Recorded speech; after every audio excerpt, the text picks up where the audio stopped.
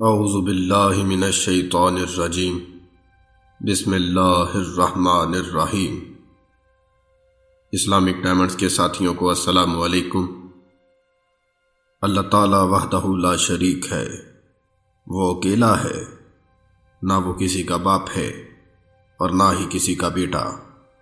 اسے کسی نے پیدا نہیں کیا بلکہ اسی نے ساری کائنات کو تخلیق فرمایا ہے۔ وہی حقیقی بادشاہ ہے۔ اگر وہ ساری کائنات کو نیست و نابود بھی کر دے تب بھی اس کی سلطنت میں ذرہ برابر بھی کمی واقع نہیں ہو سکتی۔ حضرت عبداللہ بن عباس فرماتے ہیں کہ اللہ تعالیٰ نے سب سے پہلے قلم کو پیدا فرمایا اور اسے حکم دیا لکھو، تو قلم نے عرض کی یا اللہ میں کیا لکھوں؟ تو اللہ تعالیٰ نے فرمایا کہ لکھ دے تقدیر۔ پس قلم لکھنا شروع ہوا اور اس وقت سے لے کر قیامت تک رونما ہونے والی چیزیں لکھ دیں، جسے لوح محفوظ یعنی تقدیر کہا جاتا ہے۔ چنانچہ قلم سے پہلے نہ عرش تھا، نہ پانی تھا، نہ ہوا، حتیٰ کہ کچھ بھی نہیں تھا۔ قلم کو پیدا فرمانے کے بعد اللہ تعالیٰ نے بادل کو پیدا فرمایا۔ جب نبی کریم صلی اللہ علیہ وآلہ وسلم سے پوچھا گیا کہ ہمارا پروردگار مخلوق کو پیدا فرمانے سے پہلے کہاں تھا، تو آپ نے فرمایا کہ بادل میں، جس کے اوپر اور نیچے ہوا تھی۔ اس کے بعد اللہ تعالیٰ نے عرش کو پیدا فرمایا، جس کو پانی کے اوپر رکھا۔ اس ضمن میں اللہ تعالیٰ ارشاد فرماتا ہے اور اس کا عرش پانی پر تھا۔ جب حضرت عبداللہ بن عباس سے پوچھا گیا کہ اگر عرش پانی پر تھا تو پانی کس چیز پر تھا، تو آپ نے فرمایا کہ پانی ہوا کی پشت پر تھا۔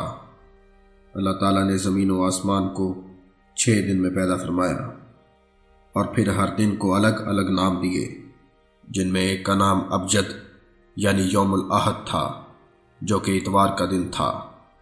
دوسرے کا نام حوض یعنی اسنین، تیسرے کا حتی یعنی ثلاثہ، چوتھے کا کلمن یعنی الاربع، پانچویں کا صافس یعنی خمیس اور چھٹے کا نام کرشت تھا۔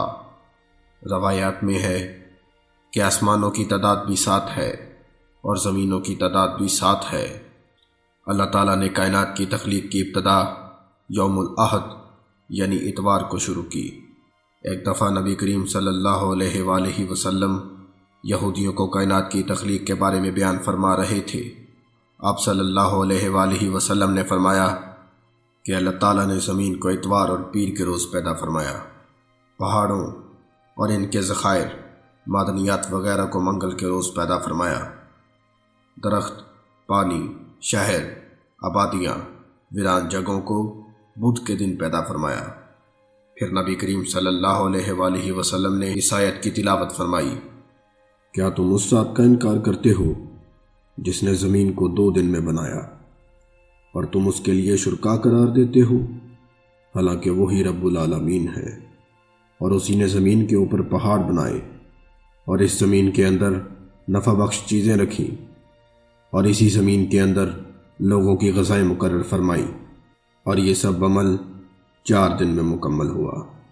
پھر آپ صلی اللہ علیہ وآلہ وسلم نے فرمایا، اس کے بعد جمعرات کے دن اللہ تعالیٰ نے آسمان کو پیدا فرمایا اور جمعے کے دن چاند، سورج، ستارے اور فرشتوں کو پیدا فرمایا، یہاں تک کہ جمعے کے دن کی 3 گھڑیاں باقی رہ گئی۔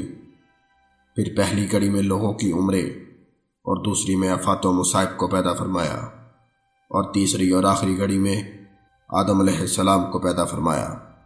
اس کے بعد یہودیوں نے پوچھا کہ پھر کیا ہوا، تو آپ صلی اللہ علیہ وآلہ وسلم نے ارشاد فرمایا کہ پھر رب ذوالجلال اپنی شان کے مطابق عرش پر جلوہ افروز ہوا۔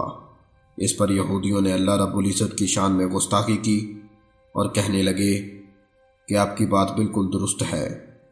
اس کے بعد کیا اللہ تعالیٰ نے آرام فرمایا، جس پر نبی کریم صلی اللہ علیہ وآلہ وسلم سخت ناراض ہوئے۔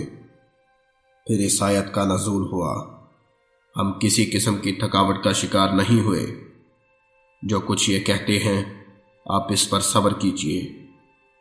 ناظرین، اگر ہم آسمانوں کو پیدا فرمانے کی بات کریں تو اللہ تعالیٰ نے آسمان کو پیدا فرمایا، پھر اس کی 7 تہیں علیحدہ علیحدہ کر دیں۔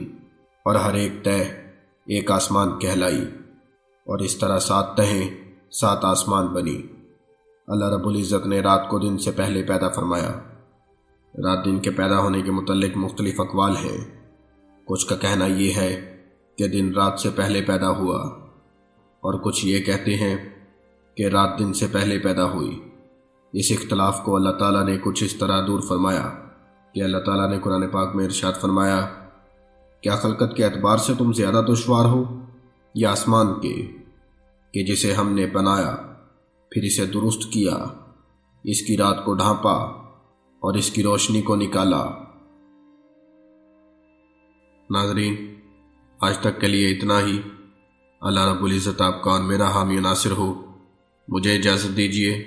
اللہ حافظ۔